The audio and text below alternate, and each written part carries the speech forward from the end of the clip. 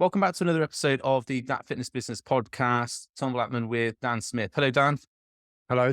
Hi, Tom. And I was busy inspecting your whiteboard at the back there, and there seems to be no progress on the drawing. You've drawn a little thing on there. Excellent. So I'm always interested in the progress of your whiteboard. Okay. Middle finger. Excellent. Because you want not a real guru, of course, if you don't have like a whiteboard with secrets That's displaying it. in the background. Literally, that's a shopping list. That one. That's what I need to remember. They're important dates from the calendar. My birthday, that sort of thing. Yeah. I might just That's have to it. get a whiteboard behind me because I've got all the normal, YouTube guru stuff behind me, like trophies and all that sort of stuff. But I think I might have to get a whiteboard with like secret diagrams and stuff on so people know I'm doing guru Yeah. stuff as well. Yeah. You're missing out. Yeah. People pausing it and like zooming in. It doesn't really. Half it's rubbed off now because I had to use it for something else. But so yeah. If people come in and looked at my whiteboard, they would see the stuff I write, and then at my sort of waist level, which is Jacob's height, he's got all his drawings on. So imagine putting that on a video. People are like, wow, what's these secret like diagrams that look like Transformers? What's that about? How can that catapult my business to the stratosphere? Got to buy that course. Might work. Right? It might work, Yeah, super strategies. Let's not talk about that anymore because that's on our £97 course which we're selling. After this. After this, yeah, right at the Yeah. end of this podcast, £97 course, but you only got 7 days to buy it before it goes up to £997.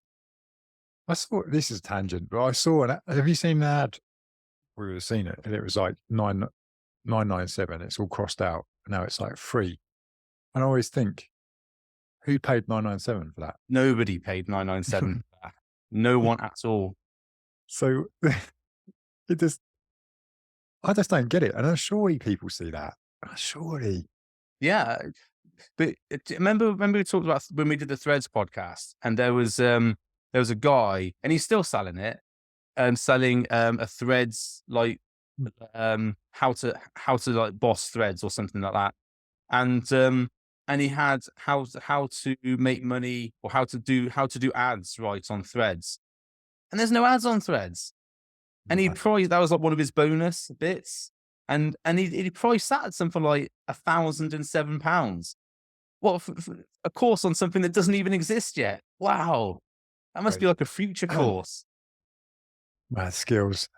And Easy. And I bet people have bought it because he's set the price, like typically like, oh, this is £1,000, this is £1,000, this is £1,000, and he's selling it for $27. What? That's literally just people going to buy it going, it's only $27. It doesn't matter. It's the Amazon purchase, isn't it? Oh, it doesn't matter if it comes from China. As long as it does the job and doesn't explode in my house, that'd be fine. And if it doesn't work, I'm wasting that much money. yeah. And it will be ChatGPT created scripts and templates. That's what it is. I love that stuff, like the Chat GPT prompts. So all you have to do is there's a free plugin you can download to get loads of free prompts.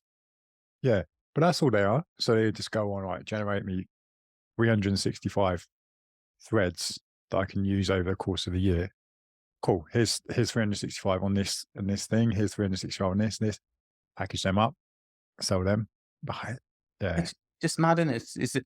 There was on my YouTube travels the other day, because I'd watch YouTube, and I do YouTube videos. Obviously, that's how I get on YouTube, and that's how I get on TikTok as well. Because I post a TikTok video, and as soon as you post your video, it goes straight to like your feed, doesn't it? And then it's something that's really interesting. So then you're into swipe heaven there. And the other night, I come to bed at 11:30, and Sam was like, "What have you been doing for half an hour?" I said, "Well, I posted this thing on TikTok." That was at 11 o'clock. Yeah. And then I just couldn't stop scrolling. Yeah. It just sucks you in. Don't realize, do you? Yeah. I purposely don't have TikTok anywhere near anything I can see. It's on the last thing of my phone. You have to swipe all the way to get it. Just don't want to see it. I've got a policy that I'll only post a TikTok video as I'm walking to do something else now, because otherwise, that's it. I'm down that rabbit hole, especially if you sat down. But anyway, I think I was on a tangent somewhere else then. I tangented into TikTok. So let's tangent away from that into our main topic for today, which has nothing to do with TikTok or Threads or anything we've just talked about for the last Nice. 10 minutes. Because we're going to talk today about, now we've missed the YouTube algorithm because it looks at what you talk about in the first minute. Aye. We've not even mentioned it at all. We could just cut that bit out. Me? A little sip of water because I've got myself into a state. We could just cut that bit out. Just go. No, because we've got to keep everything in because it's authentic. Yeah. Might cut off me dying of tuberculosis in the background. Okay. So what we're talking about today is testimonials. And we have done a podcast before on social proof where we talked about testimonials.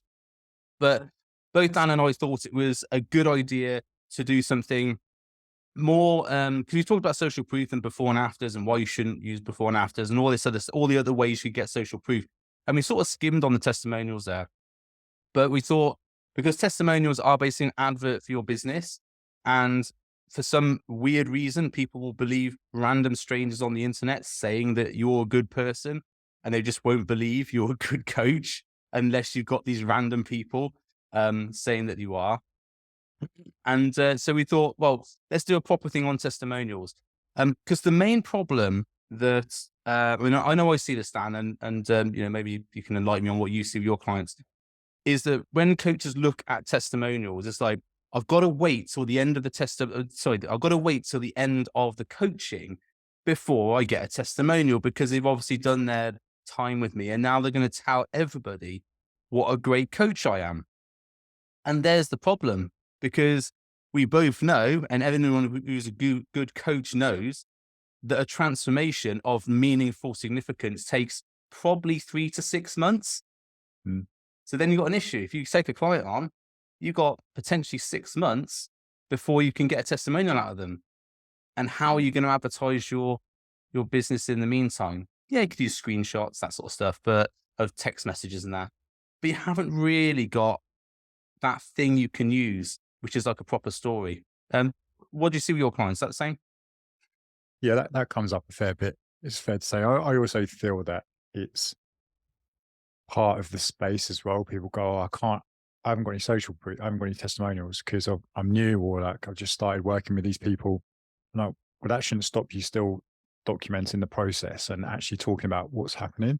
So yeah, definitely do see that quite a lot. And I think sometimes it maybe gets built up to something that it's not. And maybe it's because people aren't aware. And hopefully on this, we can show you that there are things you can do very quickly. And within the first day of someone working with you, I think there's stuff that you can showcase and that cements what you do, what your coaching is like, the community you've got. I think there's definitely things that could be done. Definitely in the first week or 2 weeks, there's things. And you should be striving for that anyway as well. Yeah, absolutely. It's so, if I'm coughing, it's not because I'm saying, Dan, stop talking because I need to say something. It's because I'm just dying of That's why coughing. you're all right. I mean, you pass out. I mean, not just yet. Tom, just like that. Back in a minute. Fall off a standing desk and I can't get back up again. Oh, dear.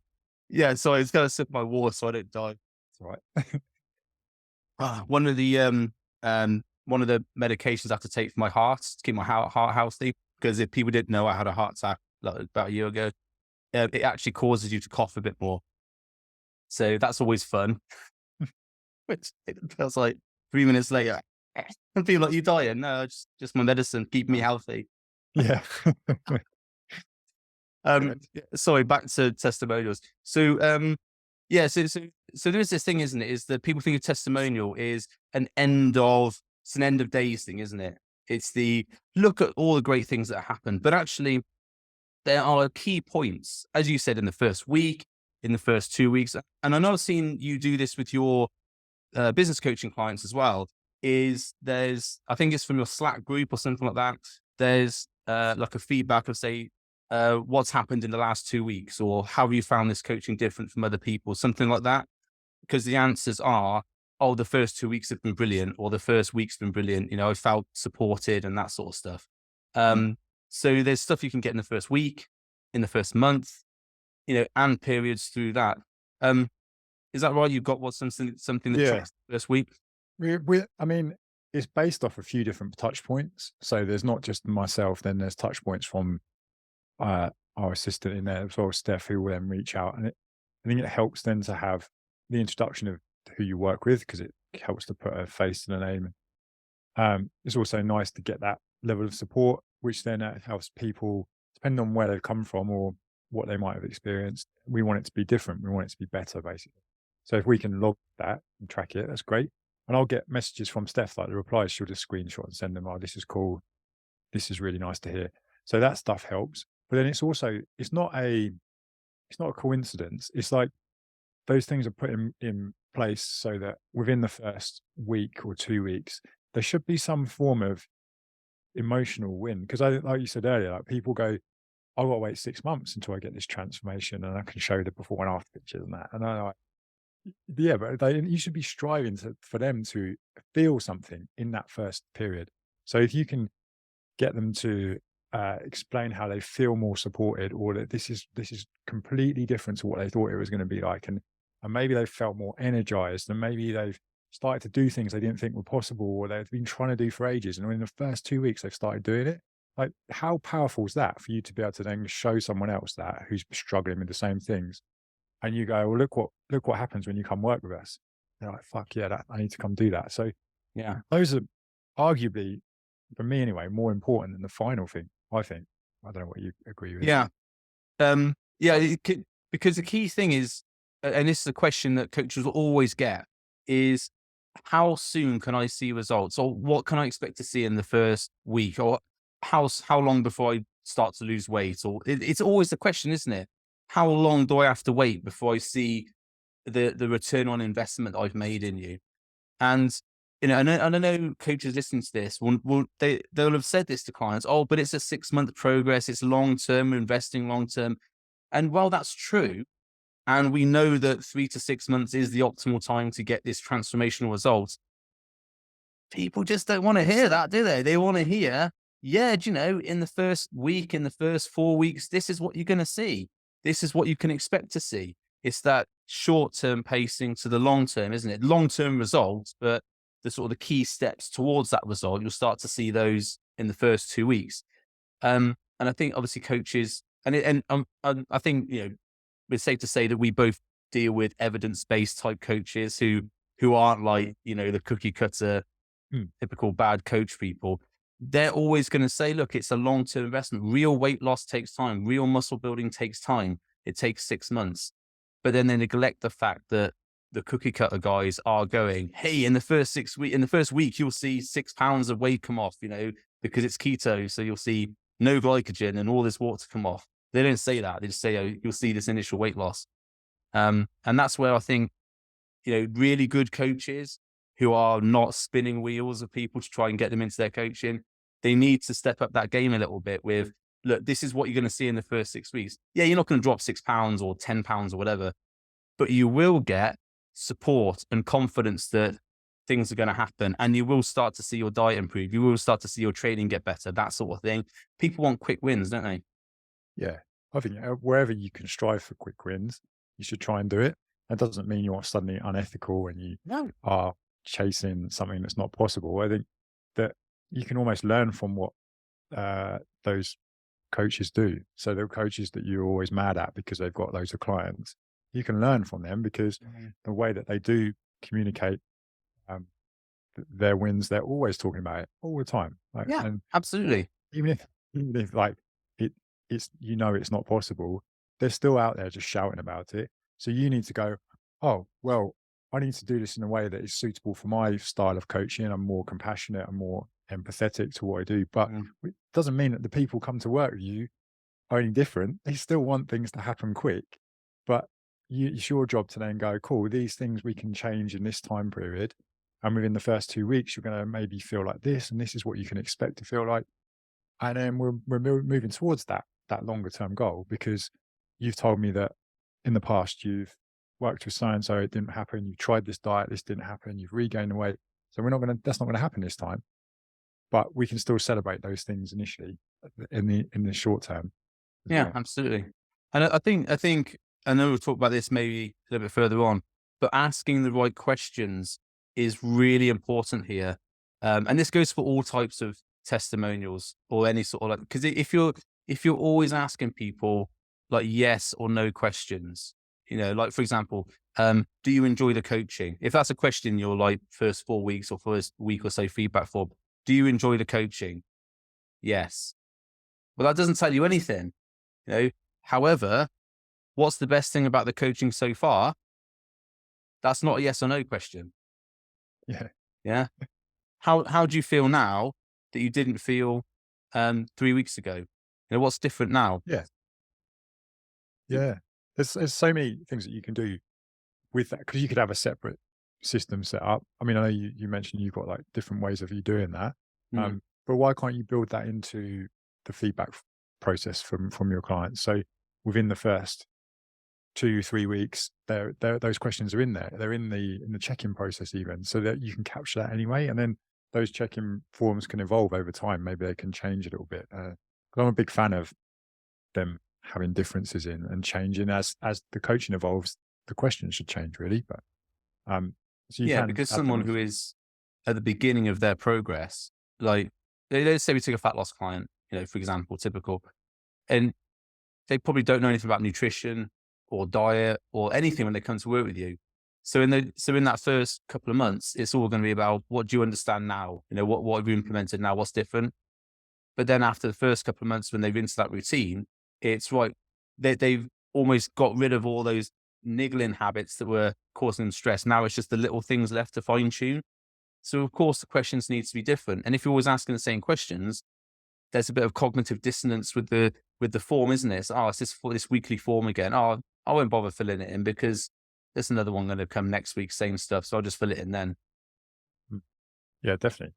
Yeah, mix them up, and then how you use them, I think, is important to get across. Because again, maybe tied into just testimonials in general, but you've got people giving you this incredible stuff in the first couple of weeks of working with you. You want to make sure that you document that in the right way that's effective, not just going, here's the thing, and then like, wow, just hoping everyone works it out. From someone might have reported back, oh, I feel really supported and um, looked after within at the moment, or maybe that's the line or whatever it is. You just post that, and then someone's swiping through and they see it and they go, okay, cool, and just swipe on. Like, use it more. Like, get more from it. Can't you just expand on that? Why do they feel that way? What happened before? Mm, Why are they telling you this stuff? Like, expand on it. I think it's the biggest thing I see, and I spend time going through with coaches is don't just screenshot something and post it. Like, think about how you want that to come across and what steps can you put in place to build out more of a story around it. mm, And if you are using it in content, tell the story. And if you're using it in your stories, tell the story before it, lead into it. So use these as an opportunity to highlight something in what you do, not just show how good you are. Like, oh my God, look how good we are here. Cool. Why are they saying that? Why are they telling you that mm. they feel so supported? And then that's going to have more impact on someone reading it. All right. Yeah, because it's the relatable side of things, isn't it? Because I think we talked about this in before and afters when we were talking about that. But just showing a picture of someone before and after who's lost weight, there's no context there. The person who's looking at that just knows that person's lost weight, but they don't know if that person has the same problems as them. They don't know if that person has, let's say they're like very wealthy and have someone to cook for them and to drive them to the gym and, they don't work a lot because they made their money, that sort of thing. There's a whole different context there. If you don't create that story, and I've seen you do this, and I do this in my stories, but if you build up to the story and you go, oh, do you struggle with this sort of thing? And sometimes this gets in the way. Well, and then it's the before and after. We're there and it's the client screenshot. This is what Kirsty was facing. This is how she overcame it, and this is what we did. Then there's more context, and you've really grabbed people because it's like, well, yeah, actually, I do suffer with snacking in the evening. I can't stop that. Yeah, I would like to stop doing that. Oh, someone you've worked with has stopped doing that. Okay, now I'm invested in reading about why that's happened. Mm. Whereas if you just put the before and after, oh, she dropped 6 kilos while eating in the evening. that doesn't grab you in. That doesn't get you interested in that story, does it? It's like, okay, well, she did that. Well, fuck her then, because I can't do that. So I'm now annoyed at reading that because someone's achieved it and I haven't. Actually, I hate you as a coach because you're not my coach. Yeah, that's it, isn't it? It's just like this, like you mentioned, it's before and after, or like weight loss results or whatever it is, lost 20 kilos. Cool. That doesn't tell you too much, but you're almost thinking about, you want to think about the audience you've got, the other people in your audience, and Mm. they need to be able to see themselves like where that client used to be. And then they can believe that, then they can believe that they can achieve the same things. So Yeah. all of this is about getting them to see that. So every time you've got a piece of proof like that, like try and think, well, how can I get the most out of it, rather than just, because I see it as it's a lazy thing just to go up, post it up. I don't think you've put too much thought process behind that, and it's lazy. Yeah. It's, well, it is, isn't it? And it's like, oh, look at all, and this is like when you see like big coaching, like we've got like 300 intake, that sort of thing. And it's a race to post as many of the before and afters as possible. But again, how have they got there? How have they done that? Okay, you've had loads of success here. It shows that you've had success, but not how. And who are those people anyway? They're just a photo. There's no story behind it. Yeah, People like hearing about people's stories. It's why people feel connected to famous people, isn't it? Because they read their stories and yeah, they get upset when people like famous people die. They've never met them. They never had an interaction with them. But because they've read their story, there's that 7-Eleven 4 thing going on. Because they've done all that, they're now invested in what happens to that person. yeah, yeah. We've had over the years, like people get invested in the clients we've worked with because we share their stuff and we talk Mm. about them, and then you'll get people messaging you about your clients. It's like, oh yeah, love this person. I love how they. I saw her eating a pizza in Pizza Hut 3 days ago. Did she tell No, you? not like that. They're Here's a like, picture. they feel inspired by them, which is Mm. freaking another level. That's just amazing. That's one of the big things that I found with, well, if you're a coach, if you can show your clients, if you can get your clients to like interact with you on platforms and social media, sharing things and stories and tagging you in it, it's the most powerful proof you'll ever get. But forget all of your little messages and quotes and things. If they can like tag you and stuff, and you can then use that, it's really powerful. Um, that side of social proof. Well, one of the going away from that, at the gym, we have so many people, members, posting what they're doing at the gym. And obviously we put out our own content and stuff, but I would say that 90% of our content on social media is members posting about their workouts or what they've done or their personal best or anything else. And that is just, this is the gym to come to if you want those results. We don't even have to advertise saying that this is what we do, because Yeah, all our members are saying that we've done it. It's such a powerful, yeah, like you said, it's such a powerful way of showing that you actually deliver what people want. yeah, that's the user generated content, isn't it? So you look at the big brands at the moment, and a lot of them are doing it. So a lot of them are, a lot of the sportswear brands are doing it, getting users of whatever the product is to then generate the content for them. And there's nothing more powerful than that. It's amazing. So that's why a lot of resorts will get influencers in, because it's like that's a powerful way of doing it, by getting these people to then show how much of a good time they're having, and then other people are like, oh, I need to go there. Mhm. Absolutely. Yeah. Okay, sorry, Dan, I'm back again. There's issue with some Wi-Fi or something. But anyway, that's now sorted. So testimonials, yeah. So we need to get more of them. Key times to get them. So you've already said weekly feedback forms. Certainly like first week feedback forms. Is there anything we can improve? What you've achieved? Anything that's happened in this week that's made you realize I'm the best coach for you, that sort of thing. Um, I also look for what something I call a freshers report, which is about 4 to 6 weeks in, and it's along the same sort of lines, because after 4 weeks, people would have settled in a little bit, started doing some of the habits, started doing some of the things, and they would have started to see some results. Hopefully, if you're a good coach, but even if they haven't seen like 6 kilos drop off the scale, there would have been things that have happened such as better habits, more knowledge, realization about certain things they were doing, that sort of thing, maybe feeling more confident. So those first 4 weeks is really important to document because, as you said, after 6 months, people won't remember that. They won't remember how they felt in the first 4 weeks. So if you don't get that emotion, and it will be emotional because there won't be any massive tangible results after that time. You know, so it's important to grab that emotion right at the beginning. And because people will always say, what results am I going to see? How fast am I going to see results? Even though they might know it's going to take 6 months to lose 30 kilos. Okay, but how fast can I expect to see results? And that's an objection to your sale, isn't it? Your objection to your coaching. You can say, well, actually, here's 5 or 6 people I've worked with, and here's what they got in 4 weeks. I'm not saying that you're going to get that, but here's what they got.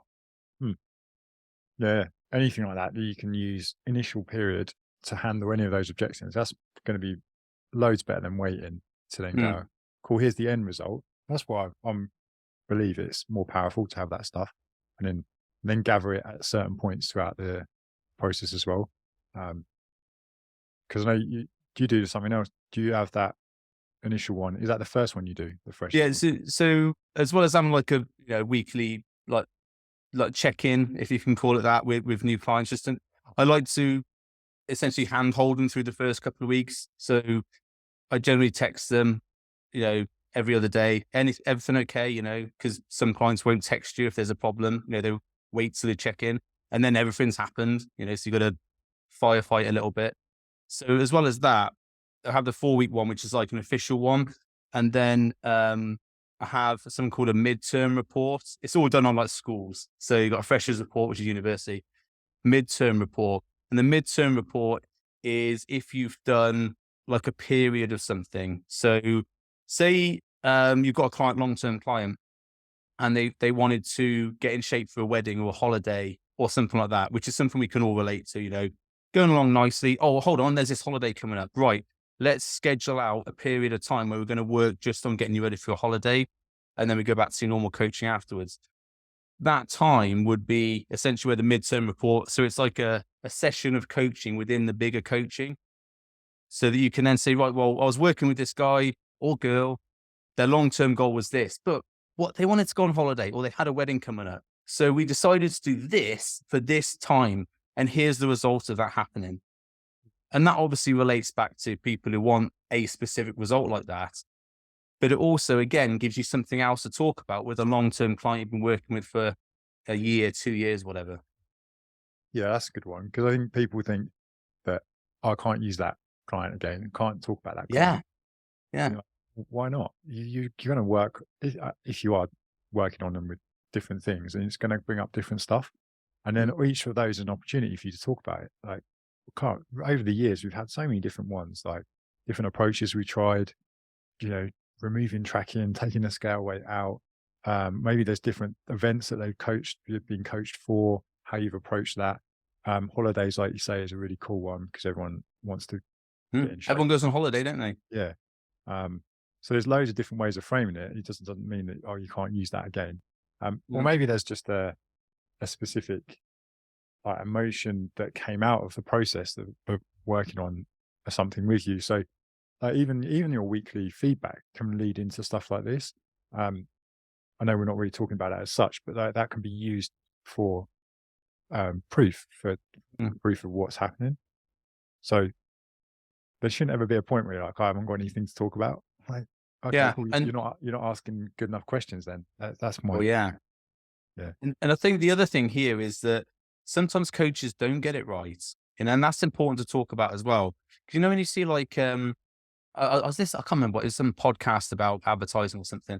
And they were talking about businesses that only have 5-star reviews. All the reviews are 5 stars. You just think, that looks a bit too perfect to me. Do I want to go and eat there? It's all got 5 stars. Is the reason that there's no 1 stars is because all those people died? Wow. Yeah. So if they've all got 5-star reviews, you're like, So if your coach is always painting this perfect picture of, look, everything, I get it right 100% of the time. Sometimes people aren't, but do you though? Are you only telling me about the people you've got it right with? And I think, and people say, oh, but I don't want people to think I'm a bad coach. It's not about that. It's about how you responded. So I've done it in the past where I've worked with someone and we've done like a show diet. We've been coaching and they decide, oh, I want to do a show. So we've done a show, and at the end, okay, they look great, incredible, etc. But we had to contend with, possible eating disorders, all that stuff at the end, and which people don't want to talk about. And we actually had to build it back up so that person was eating normally again afterwards. It took us about 6 months to get there. I mean, long term, there was no damage, etc. But over time, and they decided they were never going to do a show again because of it. But they were adamant they wanted to do the show at the time. And I talked about that in some of my coaching. I was like, we learned that show dieting was not for this person, and this is why you shouldn't do it. This is Mm. why you should do it, but this is why you shouldn't do it. And here's was the results afterwards. Yeah, they look great, but afterwards there was that time period. 6 months exaggeration is a couple of months. It was that time period afterwards where they had to readjust back to normal life, and that affected their relationship, their work, all that sort of stuff. So I've used that in my coaching, that, maybe I should have been a better coach and advised her not to do it, but they wanted to do it. Yeah, you've got to be open like that, haven't you? Be able to show that's the is it vulnerability? A little bit maybe, but it's like being able Yeah. to get across and express that you're not this perfect specimen of I coach. think coaching is a lot about learning. Okay, we can pick and choose our clients, so we could only get people we know we can get really good results for. I appreciate that. But also there's things that pop up, and I'm sure you've had this. You've worked with clients, or I've worked with clients, where initially on the initial fact find, everything, and then all of a sudden you run into this massive roadblock, which they didn't tell you about, and it affects things so you don't get any results. I've had it with a client. I've been working with him over 18 months now for weight loss. Great progress. At the beginning, the weight was going up, and we're like, well, why is that happening? All the calories were right. He was training hard, all that sort of stuff. Weight was going up. We didn't know really why. He was getting really upset. We found the problem, but we didn't find the problem until it was about a month. So he had a month of weight going up. And, as weight loss clients, normally weight starts going down really quickly, doesn't it? So I was like, what's going on here? And it wasn't like he was eating stuff and not telling me. It was something else, which I won't go into, but it, that thing was like, sometimes things don't go right in the first, but part of being a coach is adapting to that and showing that you can adapt to bad situations. Yeah, definitely. Because you're not supposed to know everything anyway, and you can do what you can with the knowledge you've got from any of the experience and qualifications, but you're still going to be able to. You're at the mercy of like someone else in terms of how they respond to things and the way that they interact with you. And like you mentioned, you can do everything you can to attract the right people, but sometimes it's not going to go the way you think it is, and then you've got to No. try and react to that. But it's also good to be able to communicate that, because if you can communicate it, it makes you um, your normal. It's the emotional intelligence side of stuff coming out. You can respond to that and deal with it in a way that isn't just like you going, "Oh no, all the time." All my clients just nail it every single time. Yeah. The 5-star review. Yeah. Okay. Where the 1-star review. I want to read whenever we go on holiday, Sam always looks at the 1-star reviews first of the place. So, I want to see what the bad people say about them. And if it's like, oh, there's some of them is like, oh, they didn't serve hot dogs at 2 o'clock in the morning, and that's why you give them a 1-star review. Okay, you're just an idiot. But some of them are like, yeah, there were sharks in the kids' pool. Okay, maybe that's not the place to go then. You What? know, 5 stars at least. but people want to see the bad as well as they want to see your worst, and then they want to see your best. And then they can see what the potential difference is. If it's always good, there's something there. So our human thing is to be suspicious about everything that's too good to be true. Oh, you can lose 6 pounds in 6 minutes eating only eating all the food you like. Really? Yeah, I don't believe that. No, it's true. Look at all these people who've done it. yeah, Yeah, okay. They look like Fiverr bought testimonials. yeah.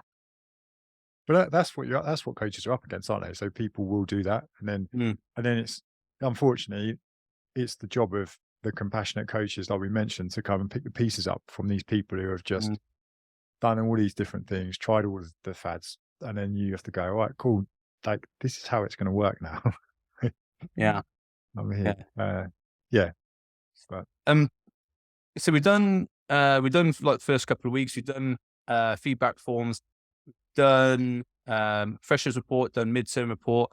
Obviously the only one left really is it's what I call the graduation report, which is what is the normal testimonial. And I think we've talked about that at length before, but what's the sort of the key points you would say to people about that? just get banging before and after picture. And that's it, just a before and after picture. That's all you need, apparently. No, this is like, so in terms of your version, this would be like the one where they have finished or achieved the goal. It's the end. So they've got to the end of the coaching. They're like, Dan, thanks so much.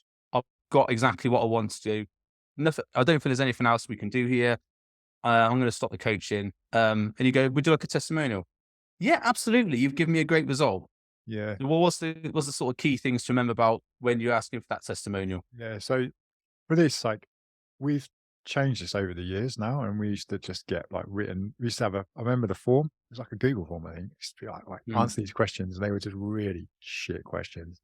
And then we evolved it over the years to now be video feedback with prompts in there, but then also getting on a call with them. So like Yeah. this. So then when we can do this, we've then got me and the person on the video. But in terms of the questions we're asking, we just basically walk through that process, like we've mentioned, going from where they were before, what they were feeling like, how that manifested in their life, and then the things that we did as we worked together, and then how they are now. And then you just want to take them through that story. But that in itself gives you loads of content, like loads, because you can do loads with that. Yeah. I have, for me, there's like 9 questions.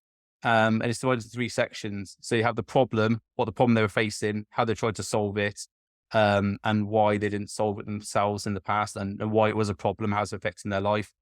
Then you have the process, which is what we did, how it changed. What we did, what we put in place, what are the things that changed in their life, that sort of thing. And then the progress at the end, or I think it's progress at the end, and that is like what they actually achieved, how their life has changed as a result. What sort of person are they now that they weren't before? But also, I always ask a key question at the end: is like, if you were going to go back to where you were before, what would you have to do that? Because until you ask that question, people don't reflect on the massive change that they've made. You know, because it's been gradual.